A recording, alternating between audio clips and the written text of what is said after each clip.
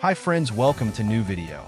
United States President Joe Biden has pardoned his son Hunter for his firearms and tax convictions, although he previously promised not to use his presidential power to grant pardons.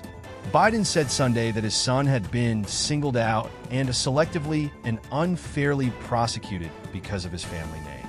There is an attempt to break Hunter, who has been sober for 5.5 years, even in the face. Biden said in a statement released by the White House that relentless attacks and election litigation have taken place. In trying to break Hunter, they've tried to break me, and there's no reason to believe it's going to stop here. Enough is enough. Explaining his decision, Biden said that throughout his career, he has followed the principle of telling the truth to the public in the belief that Americans are fair. Here's the truth. I believe in the justice system, but as I've wrestled with it, I also believe that crude politics have infected the process and led to miscarriages of justice. There is, and once I made that decision this weekend, there was no sense of delay, Biden said. I hope Americans will understand why a father and a president come to this decision. Biden's announcement comes just weeks after Hunter Biden was charged with felony counts of misrepresenting his drug use during a gun background check and failing to pay at least $1.4 million in taxes. He was punished.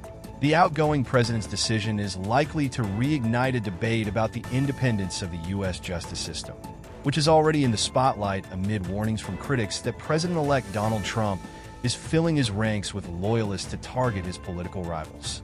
Intended to use law enforcement agencies, Trump, who faced all criminal charges before his re-election but assured he would not face serious legal consequences, called the pardon an abuse of power. Does Joe's pardon to Hunter include the 6 hostages, who have been held for years now?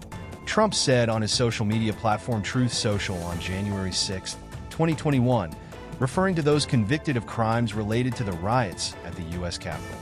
Such a miscarriage of justice.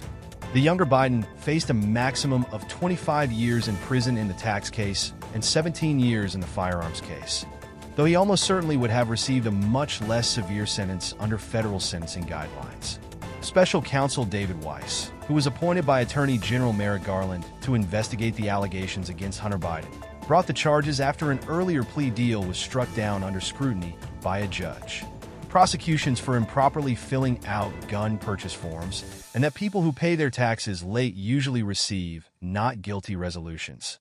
The president said Republicans, who cited Hunter Biden's overseas business activities in a botched impeachment effort, used his son's troubles to undermine him and oppose his election.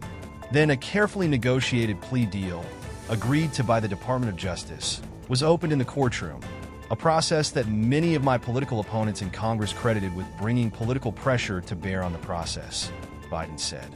Biden said, had there been a plea deal, it would have been a fair, reasonable resolution of Hunter's cases.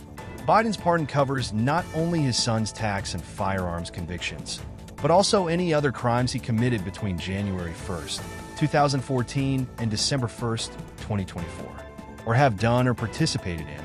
In June, Biden flatly ruled out the possibility of pardoning his son or commuting his sentence. I said I'm going to abide by the jury's decision. I'm going to do it, and I'm not going to condone it, Biden had said.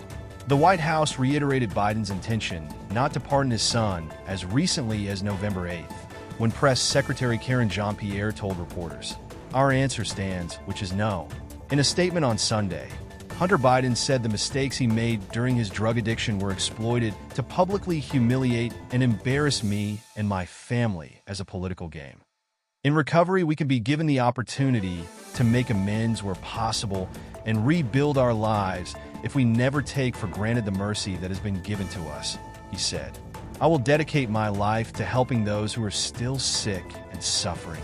Under the U.S. Constitution, presidents have almost unlimited power to grant pardons to people convicted of federal crimes. U.S. presidents have used pardons in the past to benefit family members and political allies. Shortly before the end of his first term, Trump pardoned Charles Kushner, the father of his son-in-law Jared Kushner, after serving time in prison for tax evasion, illegal campaign contributions, and witness tampering.